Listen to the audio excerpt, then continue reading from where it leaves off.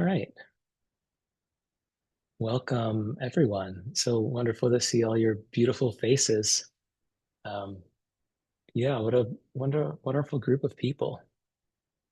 I feel excited to get to do this with all of you. And I know all of you, some of you a lot, some of you a little. And um, I wish that you all knew each other because you're all so wonderful. And it feels like such a good community for me.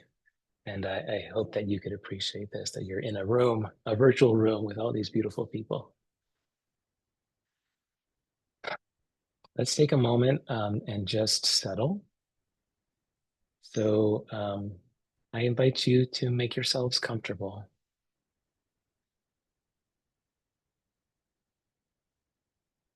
How would it be if you gave yourself permission to really be comfortable and at ease?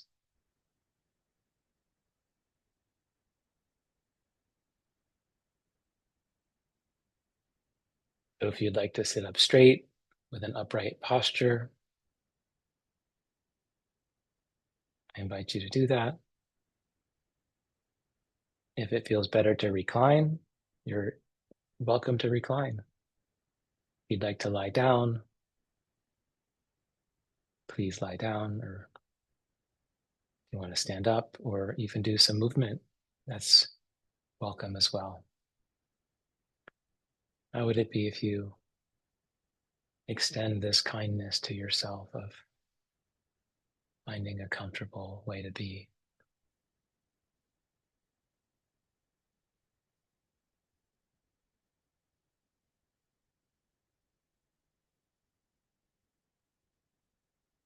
And what is it like for you? How is it to have a body today in this moment?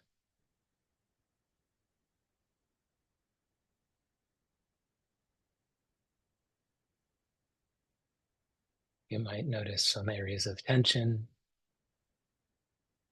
or you might notice sensations that are pleasant.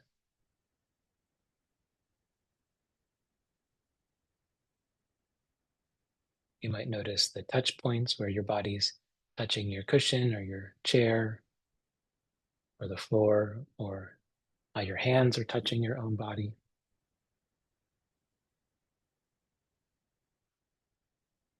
How is it when you just notice what you notice?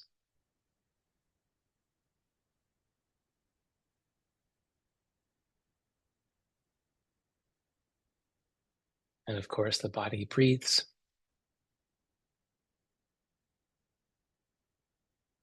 Is it okay to notice my breath right now?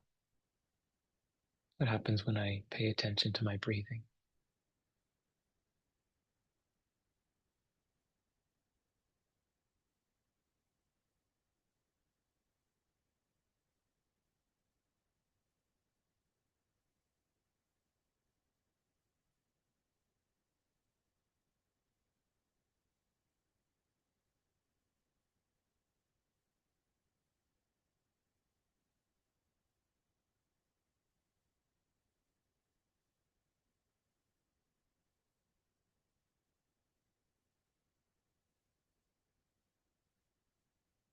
Okay, thank you for taking this moment to just settle in.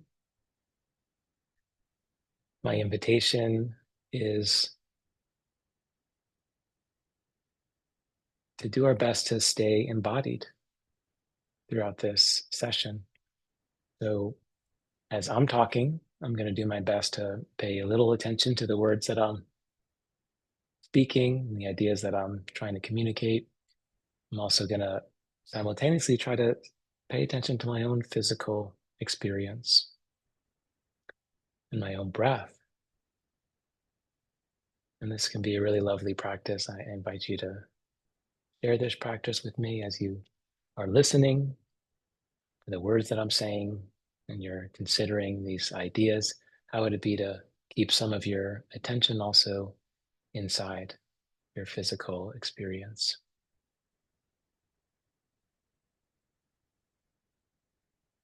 And so if you want to do that with your eyes closed, you're welcome to close your eyes. If you like to keep your eyes open, that's part of it too. The eyes see. and we have the opportunity to see. And so, what is that like? Can I see consciously in this moment? Today, we're going to continue our exploration of the four Brahma Viharas, or the divine abodes. Last week, we practiced metta, or loving kindness. And as I mentioned last week, metta is sometimes described as the foundation of all the other four Brahma Viharas, because all the other three qualities can be understood as variations of loving kindness that arise in different circumstances. When loving kindness is turned towards pain or suffering, it becomes compassion. So today we're going to explore compassion. First of all, what is compassion? There are lots of definitions that you might come across. One that I like is the sympathetic consciousness of others' distress or suffering with the desire to alleviate it. So, in order to have compassion, we must first have empathy. Empathy is the understanding or being aware or being sensitive to, and maybe even vicariously experiencing the feelings of or, and thoughts and experiences of another person. And compassion and empathy, they both refer to a caring response to someone else's distress. However, empathy is the active sharing of the emotional or physical experience of another person. And compassion, it adds the emotional experience that has a desire to help or desire to alleviate the person's suffering.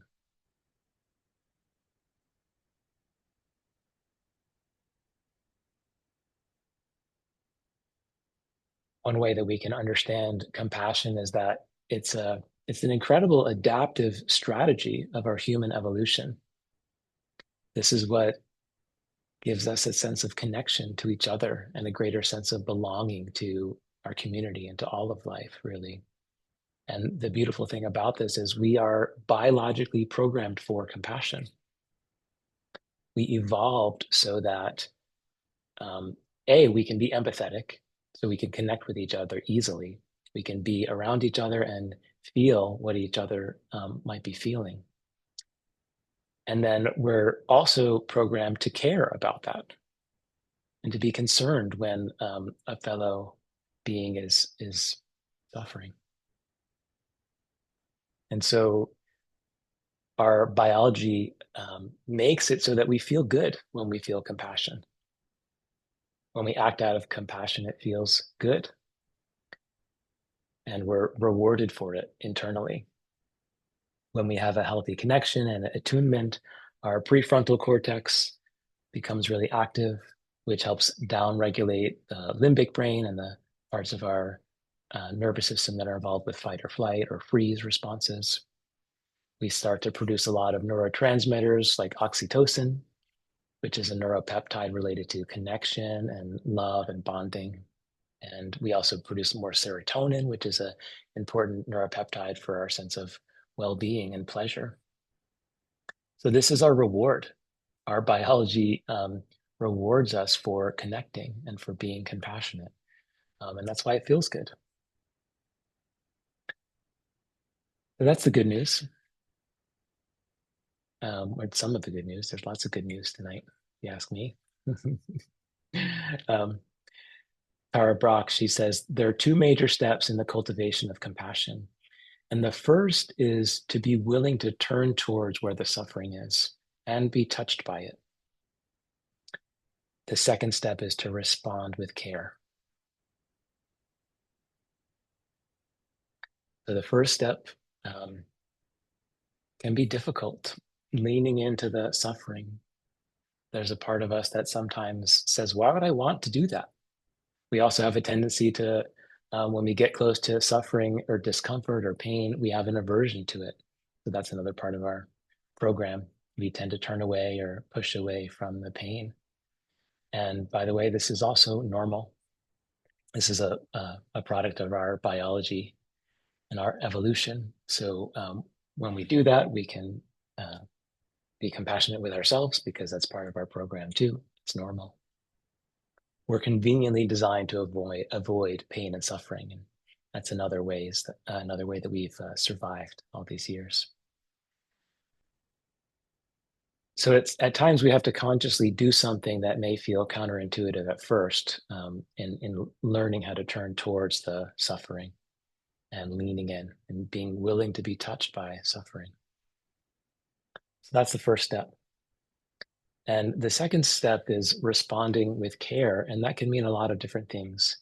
So responding with care can mean just listening without judgment, and that can be incredibly powerful and bring a deep connection just by being present and listening without judgment.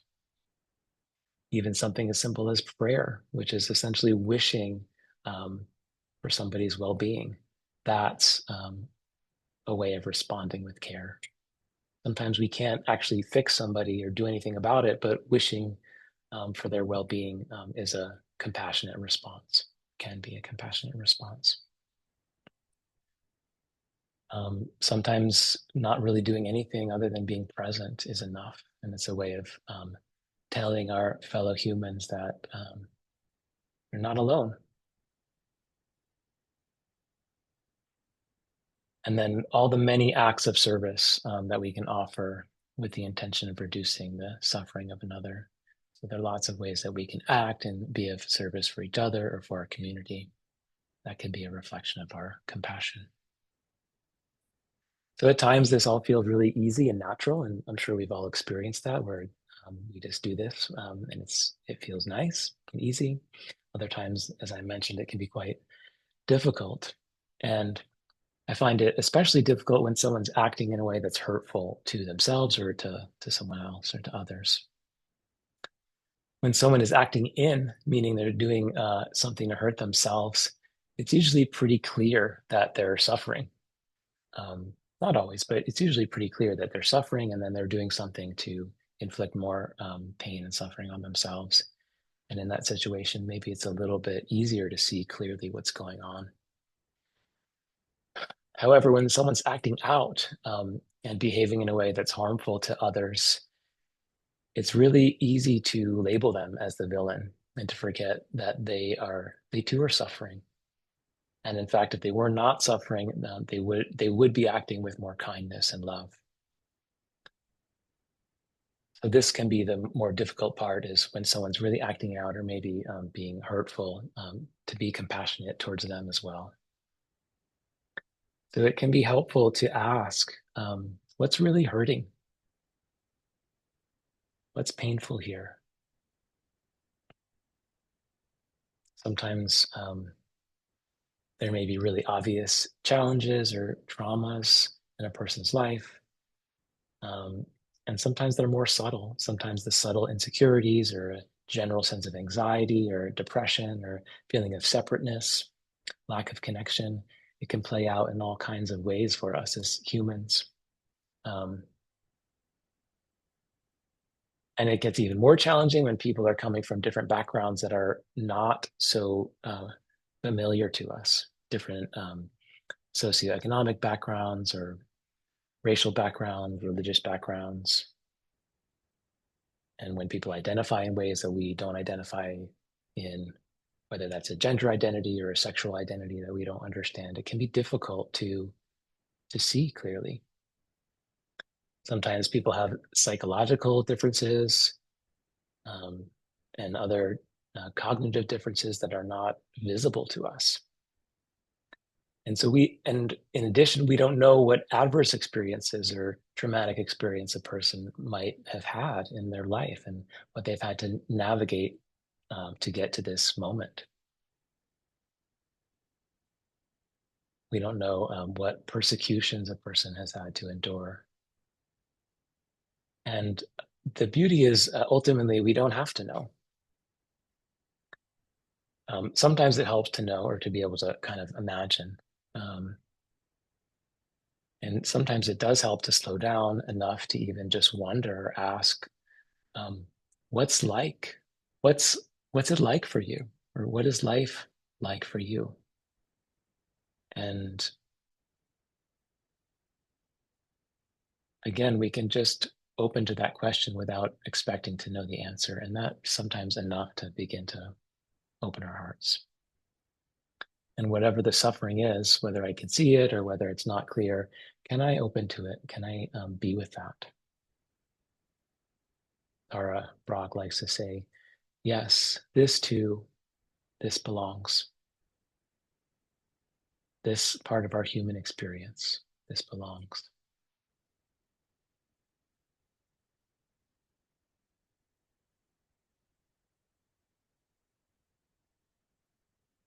Uh, this is all perfectly summarized by Kenyan-born poet who grew up in the UK, Warshawn Shire.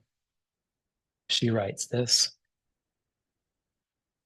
what they did yesterday afternoon, they set my aunt's house on fire. I cried the way women on TV do, folding at the middle like a 5-pound note. I called the boy who used to love me, tried to okay my voice. I said, hello. He said, Warshan, what's wrong? What happened? I have been praying, and these are what my prayers look like. Dear God, I come from 2 countries. One is thirsty, the other is on fire. Both need water. Later that night, I held an atlas in my lap and ran my fingers across the whole world and whispered, where does it hurt? It answered, everywhere, everywhere, everywhere.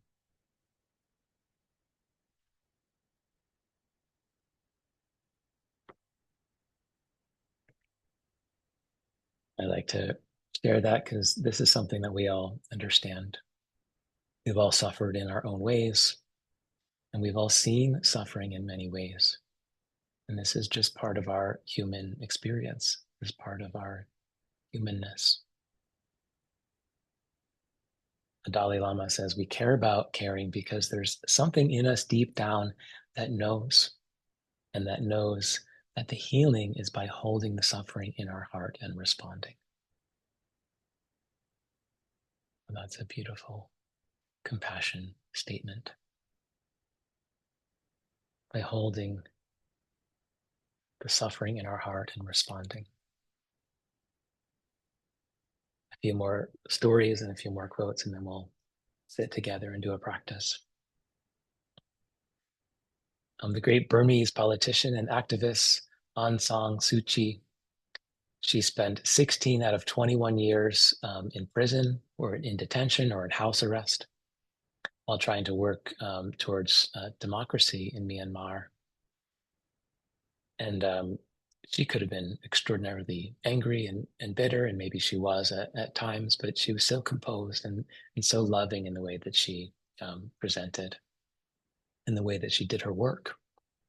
And so she was being interviewed by Time magazine, and the interviewer asked her about the difficulties with the oppressive political leaders at the time. And she said, what I'd like to do is sit down with them and talk over tea. And then the interviewer said, well, what if they don't want to sit down and talk over tea? She said, well, maybe coffee. Her work was about cultivating this kind of kindness and compassion and being willing to sit down with her enemies. Maybe she didn't even call them enemies, but sit down with coffee and talking about it.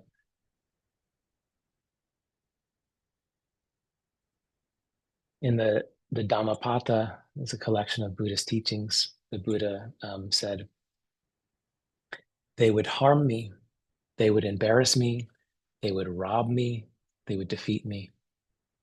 Those who think in such a way will never be released from their hatred. They would harm me, they would embarrass me, they would rob me, they would defeat me. Those who do not think in such a way will be released from their hatred. And then he says, your enemies will never make peace in the face of hatred. It is the absence of hatred that leads to peace. This is an eternal truth. We are but guests visiting this world, though most of us do not know this. Those who see the real situation no longer feel inclined to quarrel. I'm, I love this translation. The phrase, we are but guests visiting this world. To me, that sounds like a Rumi poem or translation of a Rumi poem. And maybe this is a Colin Barks translation of Buddha's original talks. Often you see it translated in a lot of Buddhist literature as those who understand the nature of impermanence.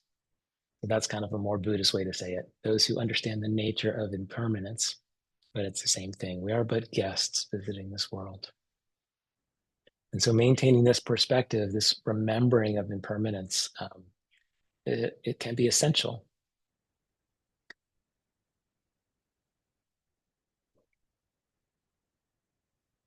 Those of those of you who are together with us for the first metta class in June, or maybe you tuned in after the fact on the videos online, you may remember this passage that I read from the Anguttara Nikaya. I'm not going to read the whole thing because it's long. And if you're interested, I can email it to you, or you can check out the first metta video from June. And actually, even then, I didn't read the whole thing because it's long, but I'll read a couple of parts of it because I love it. So this is from some of the original Buddhist teachings from the Pali texts. There was a Brahmin named Valama who gave such great alms offerings as this: 84,000 bowls of gold filled with silver, 84,000 bowls of silver filled with gold, 84,000 bronze bowls filled with bullion, 84,000 elephants covered in gold thread, 84,000 maidens adorned with jeweled earrings, 84,000 milk cows.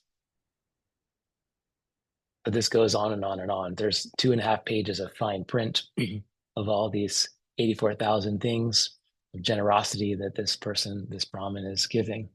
And it just gets one after the next. And if you didn't like the 84,000 maidens, then you'll probably like these milk cows, right? And then all this giving and all this giving. And then he says, it would have been more fruitful to feed one person of right view.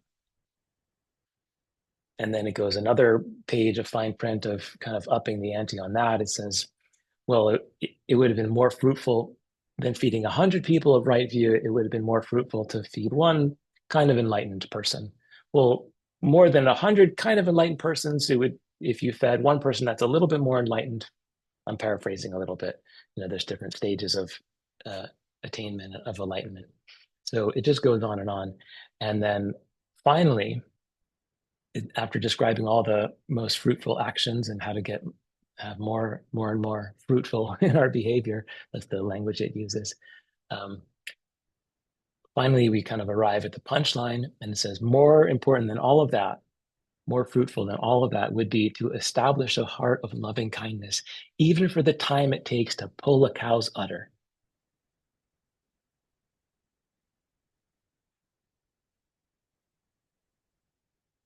And then to me, it feels like, wow, that's a good punchline. That's, that makes a lot of sense to me. But then it turns out that's not the punchline. That's not the most important thing. There's a one more final punchline, and even more fruitful than that would be to grasp an understanding of impermanence, even for the time it takes to snap a finger. So when I first read that, I was pretty surprised. I was like, wow, okay.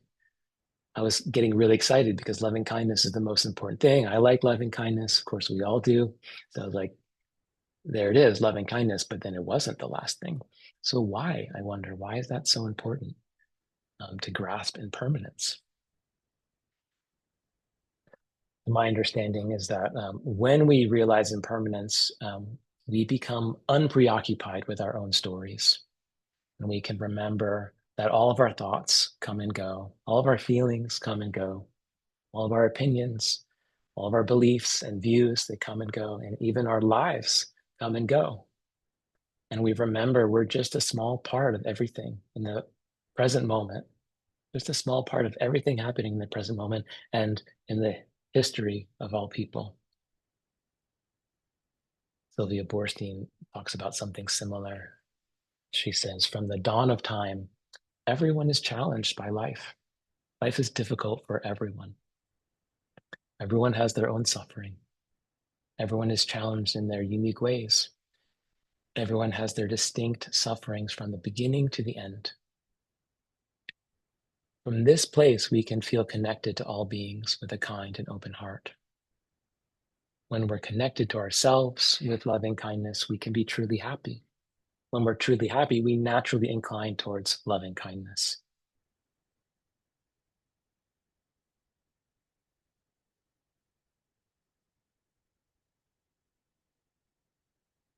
That's her interpretation of kind of the same ideas. So we're going to practice these compassion phrases, and this can be an extremely helpful way to practice. Um, so this is similar to the metta practice that we did.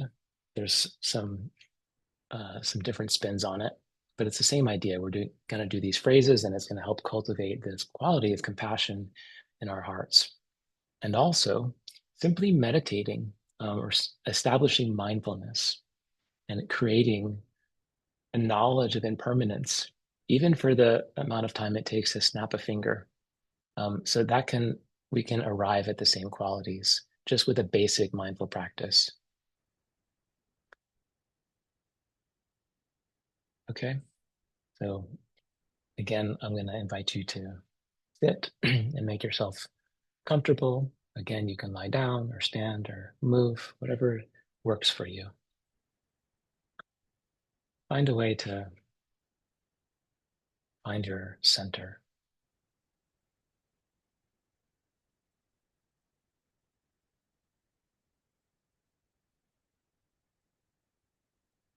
I'm going to guide us through some phrases and I'm going to say it out loud, and I invite you to say them to yourselves. And I'll guide you through a visualization as well. And the intention is to help invoke a feeling of compassion. But first, let's sit and breathe together.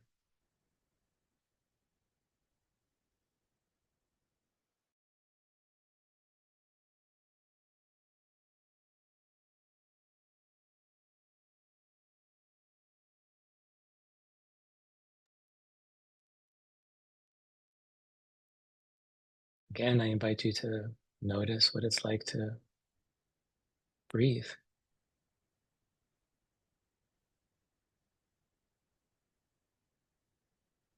Is it possible to pay attention to my breathing without manipulating it or changing it? Can I just notice what is it like to have this breath?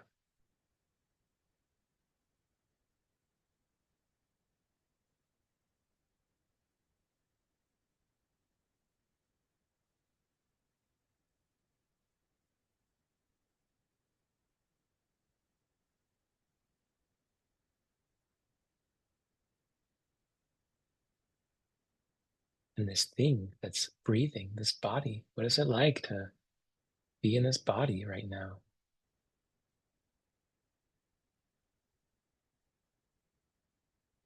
How does it feel to be embodied in this moment?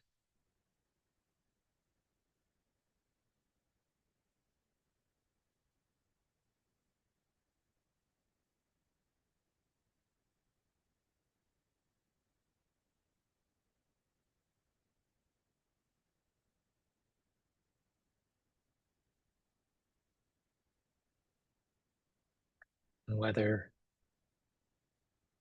my experience right now is pleasant or unpleasant,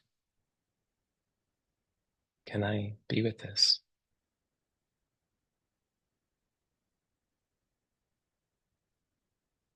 Can I be with this complexity of human experience?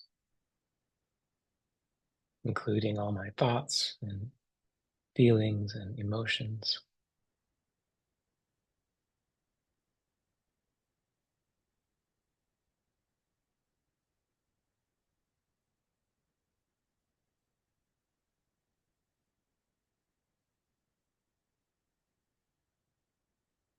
If possible, I invite you to notice how you treasure or value your own life, this human life,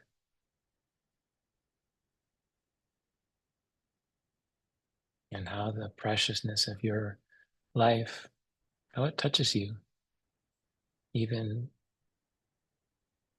in the face of your sorrows and discomfort, disappointments.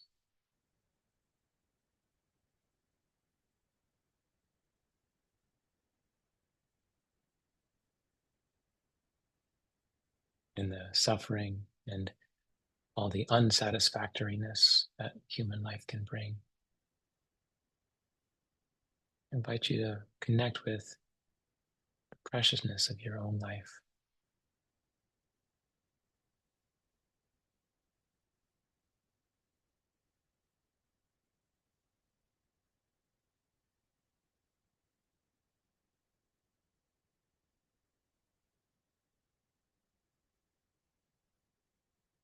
Similar to how we began our metta practice, I invite you to call into your mind or your heart an image of a person or animal, being, or a place in the world that you dearly and easily love. So bring into your mind or heart this easy relationship where it's easy to love and care for this person or being.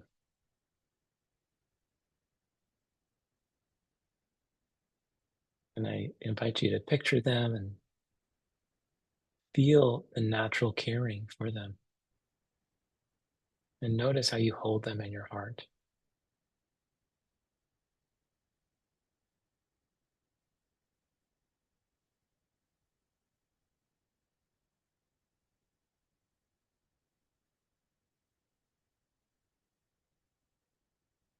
Now, I invite you to let yourself become aware of their sorrows or their suffering in life.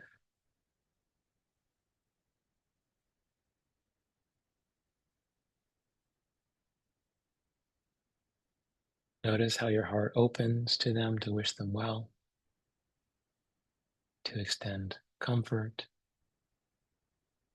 Notice how you feel drawn to share in their pain and meet them with compassion.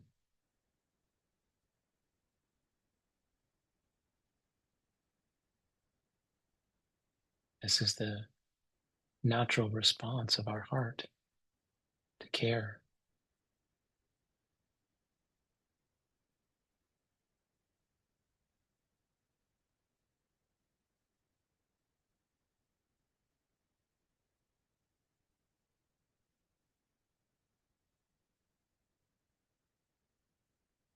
And now I inwardly recite these phrases.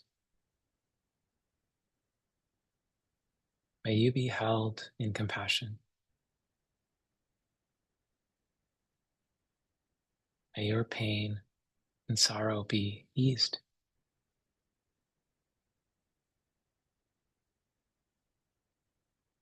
May you be liberated, free from suffering. May your heart be at peace.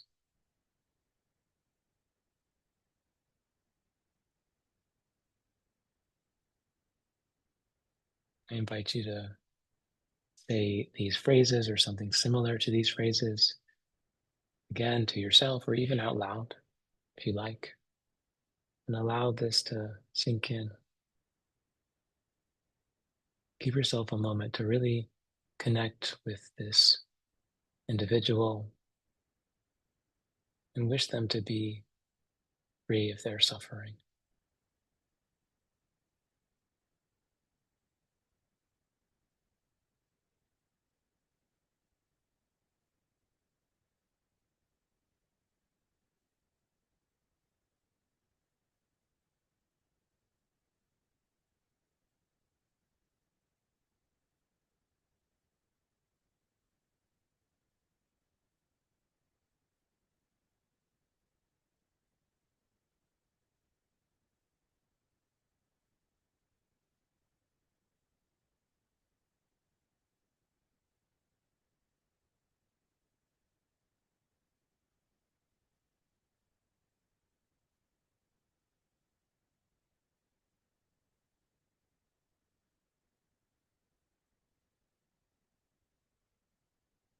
Okay, this is the warm up.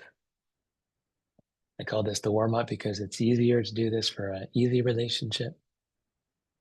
And so now it gets a little bit more difficult for some of us. Now we're going to do the same practice for ourselves. So our compassion muscles are nice and loose. We're hopefully not going to hurt ourselves with this next exercise. And now I hold my own heart again.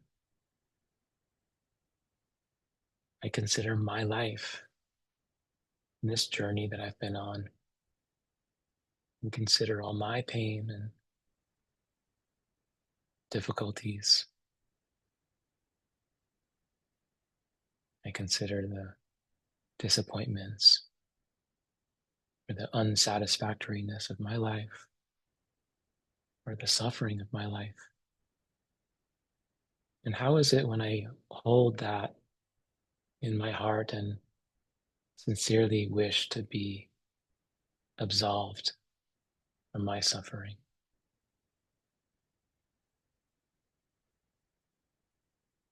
And I invite you to say out loud or to yourself these phrases again. May I be held with compassion.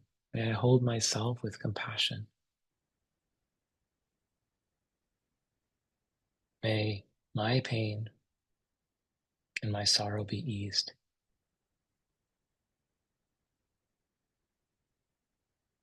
May I be liberated, free from suffering.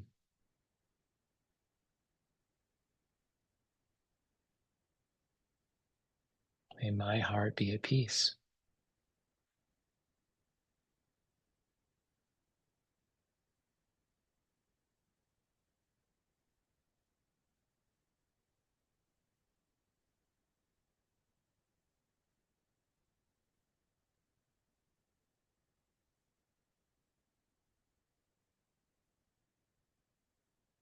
And now I come back to my breath, body sensations.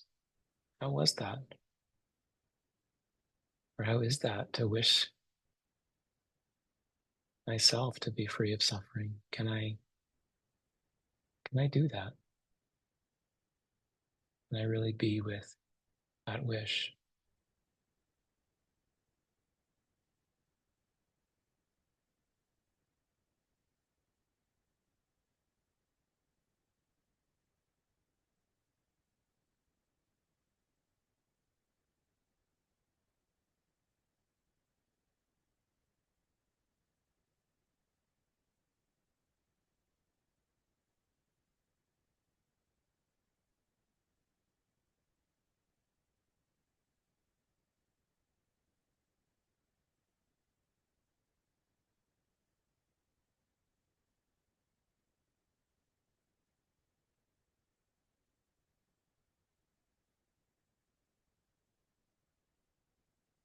Okay.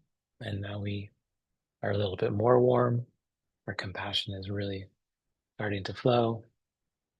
And so now it becomes a little more difficult. So now we're going to do something a little different. Now I invite you to hold in your heart or your mind's eye, similar to when we practice metta, a person that's a difficult relationship for you. And it can be a personal relationship. It can be a person who's alive or deceased. It can be someone who you don't know, but maybe you watched them on TV last night. um, I bring into my mind, this difficult relationship. And it doesn't have to be the most difficult relationship, but someone for whom it's not as easy to feel compassionate.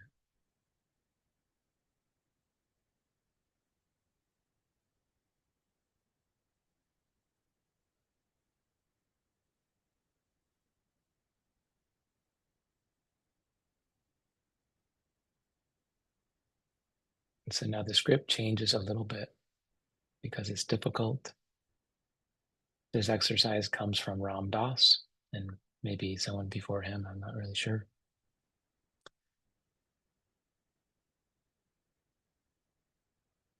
I'm holding an image of this person and I say, this person has a body and mind, just like me.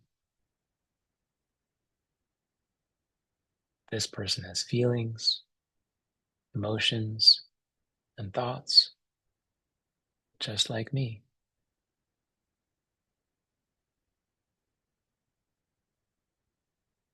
This person has in his or her life experienced physical and emotional pain and suffering, just like me.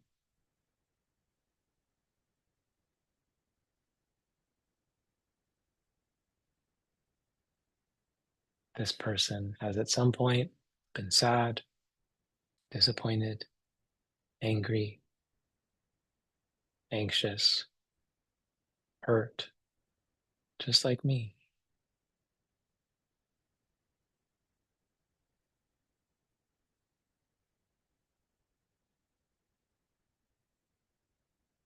This person has felt unworthy or inadequate, just like me.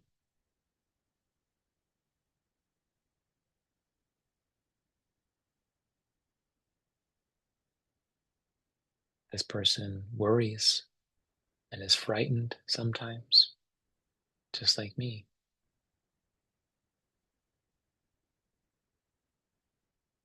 This person has longed for friendship and connection, just like me.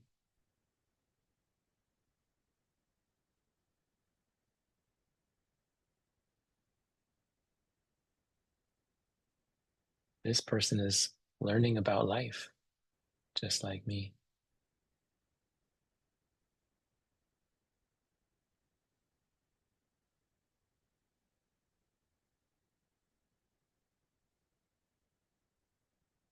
This person wants to be caring and kind to others, whether you believe it or not, just like me.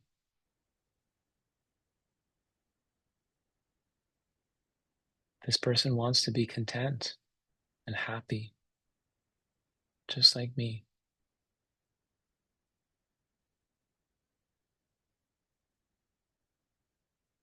This person wishes to be free from pain and suffering, just like me.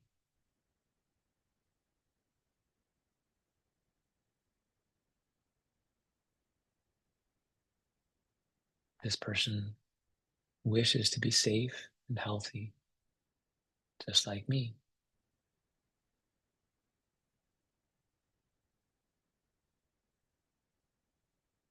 This person wishes to be happy, like me.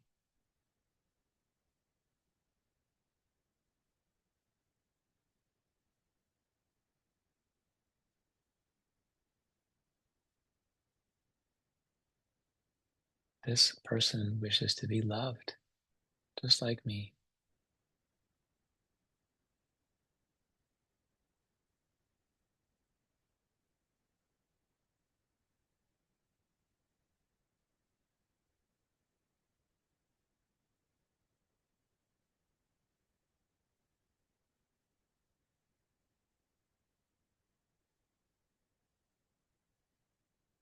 And I take all of these acknowledgements and I bring that into a prayer or a wish. May this person have the strength. May they have the inner and outer resources and support to navigate the difficulties in life. May this person with whom I have a difficult relationship, may this person who maybe is my enemy or my nemesis, may they be free of suffering. May they be liberated.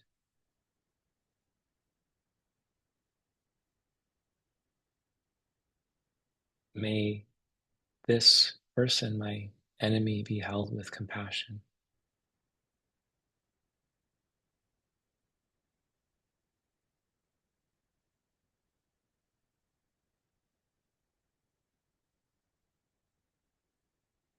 May this person be free of their pain and sorrow.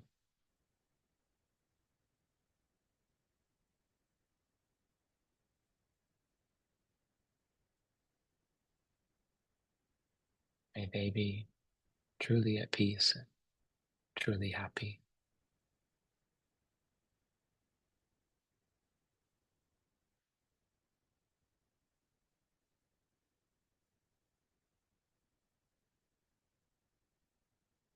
Now I take a moment to feel that.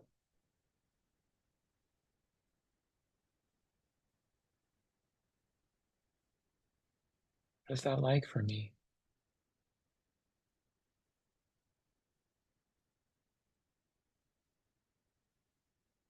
If it's difficult, okay, can I be with that difficulty?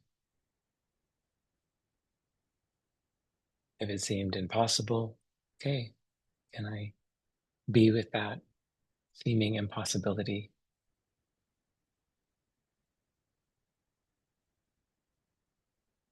If in this moment it felt right and easy and loving, can I be with that?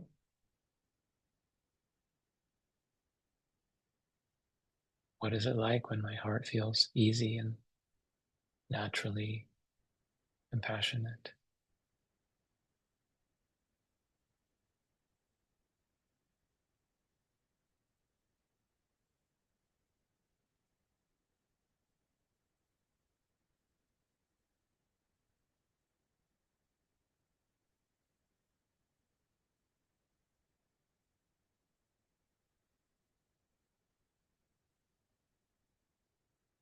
From here, we make one final prayer. I invite you to say this out loud or to yourself. May all beings everywhere be held in compassion. May all beings everywhere be free from pain and suffering.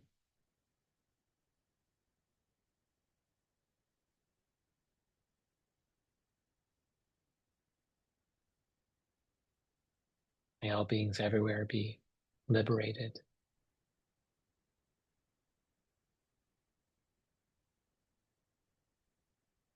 May all beings everywhere truly be in peace.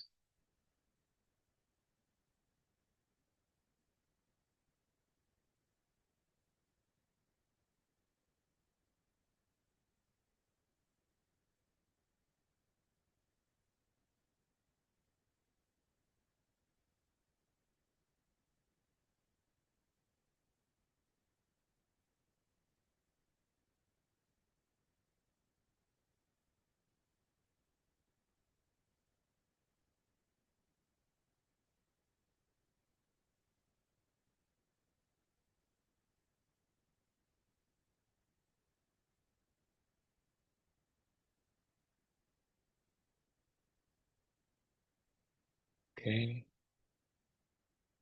If your eyes are closed, you can leave them closed and stay with yourself. If your eyes are open, you can leave them open or close them in accordance with what feels right for you.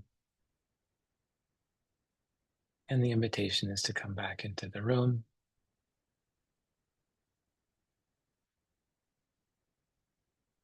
into your physical room that you're in,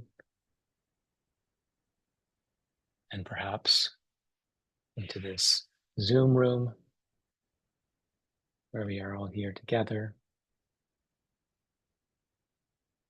And so I just want to take a moment to open up the space for questions or reflections or comments. If there's anything that anyone wants to share, you're invited to speak and share. And the one thing that I sometimes forget to say, but I'd like to say this is, if you have a question uh, or a comment, for everyone else who's in the room, please allow that to just be a comment or a question to me or just to the general space. And I want to invite you not to have crosstalk or not to respond to each other. In this context, it kind of works better if we do it that way, because Sometimes you might have something really important that you want to say, or you want to share your wisdom, and you might have some great wisdom to share. But in this context, it kind of can come off as someone else who just asked a question, feeling a little vulnerable or feeling less than because all these people now have some input for them. So do your best to just receive what everyone else has to say and just be with that. Okay. No pressure, but if you'd like to share, here's an invitation.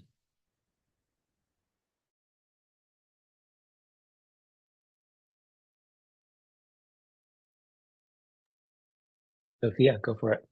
Yeah, I work at a public library, and there's a lot of opportunity to practice compassion there. It's like part of the job description. Um, and it's interesting because it's like we're not allowed to help in many ways. Like, we're not allowed to fix problems for people. We can only do the job that we do at the library. And in fact, it's like we're encouraged to just keep it professional and very neutral. And it's interesting because I find it very easy to bring that compassion to the people who are having a bad day, especially the ones who are, homeless and come in and this is their haven. But sometimes they're just having a bad day. And uh, there was one guy who was just really having a bad day and like getting a little, we had to ask him to leave. Um, but I didn't feel worried about him. I was just like, he's just having a bad day. He just Yeah. needs to be, reminded of the rules and things like that. Um, yeah. I anyway, I just that it's interesting that it's kind of a daily practice to just be there and to be in that. And then when we were doing the whole thing, I found it most difficult to kind of offer that compassion to myself. I found myself feeling very sad about that. Yeah. First of Yeah. all, thank you for sharing, Sophia. Mm. Um, what you shared, I imagine everyone here can relate to, and this feeling of feeling compassion for these individuals, and then maybe there's nothing you can do in terms of an act of service. And that's so often true for us, even if we're being asked to help or to fix or to do something. Sometimes there's nothing we can do. Um, and what you're doing, I would argue, is very meaningful. And holding that quality of compassion in your heart is not nothing. That's extraordinary. And every little interaction that people have with you when you're in that space can be touching. And that's a way to connect with people. And even if you don't interact with them and you just see them from across the library or across the street, it can still be meaningful. Mm. And I did a retreat many years ago, maybe 12 years ago. One of the teachers was Howie Cohen, and he's a fabulous mindfulness teacher. And he talked about metta. And one of the things that I remember him saying is he likes to do what he calls stealth metta. So you're walking down the street and you just walk past somebody and may you be happy, may you be free of suffering. And just, kind of wishing all these wonderful things for this stranger that you just passed. And they don't have to know about it. You're not doing any act of service. You're just loving them. And only good things come from that, I think. Thank you. Yeah, thank you for sharing. And then also just one other thing that you spoke to that I think a lot of people can relate to is sometimes it is the most difficult to have compassion for ourselves. And so that can be the place where we need the most practice. And so yeah, when we see that, we get to notice that and then practice. Yeah.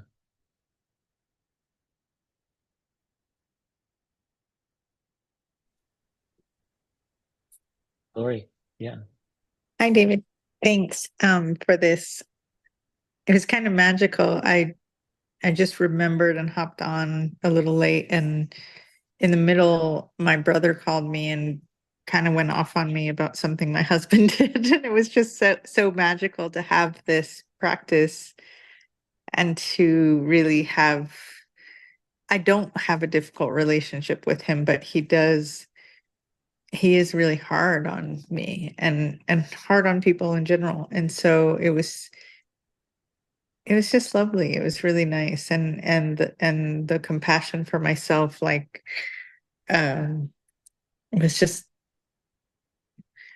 it was nice to give myself that in that moment when I really needed it, and it was nice to like not call my husband, not need to like tell him or text him and say, "Hey, somebody's mad at you," you know, and I'm getting Nice. the brunt of it, so which might be the normal thing that I would do. So thanks for offering this. It's really nice. Wonderful. Wonderful. Thanks for sharing. And yeah, there's infinite opportunities to practice in our lives. We're so complicated as humans, and our relationships are so complicated, even our good ones, when it's not difficult. So that's perfect timing.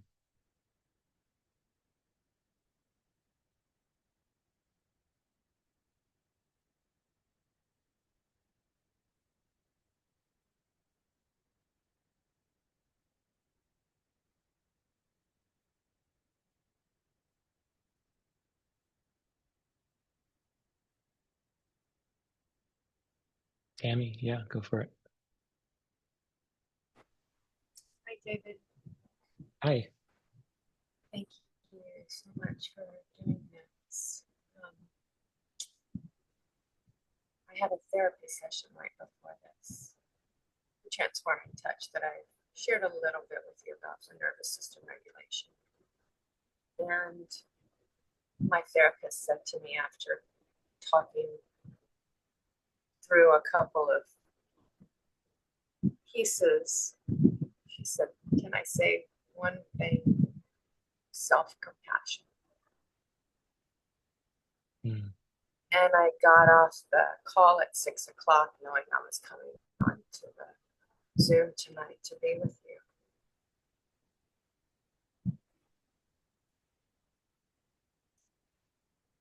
It was really nice to have the invitation from someone else. yeah.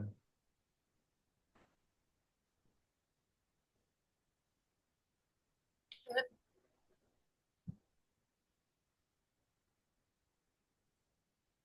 it dawned on me that as we're giving, you know, compassion to others, it's so often when we're looking at our own difficulties, we have those mirror images that show up in our relationships.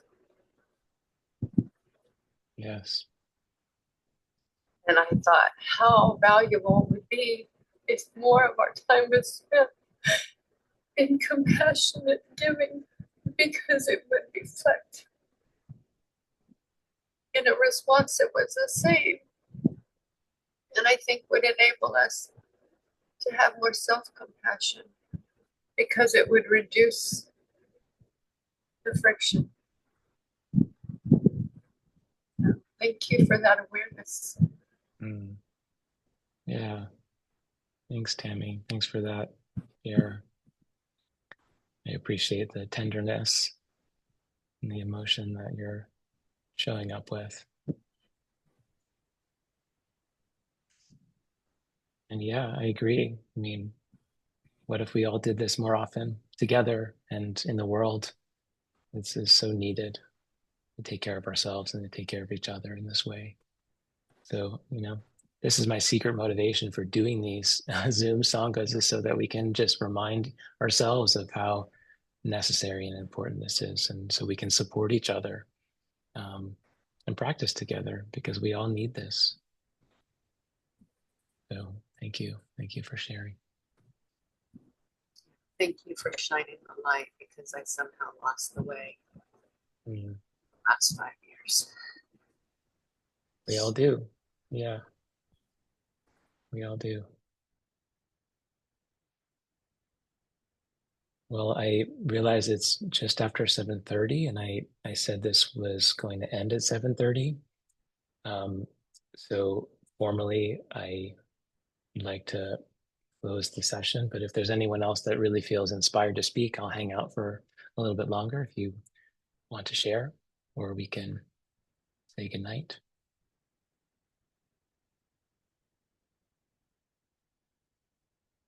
Okay, beautiful. Thank you. It's really a treat to share this practice with all of you, and thank you for bringing your big hearts and your tenderness and your realness. Really a gift for all of us. So thank you, and Thank you. maybe I'll see you next time.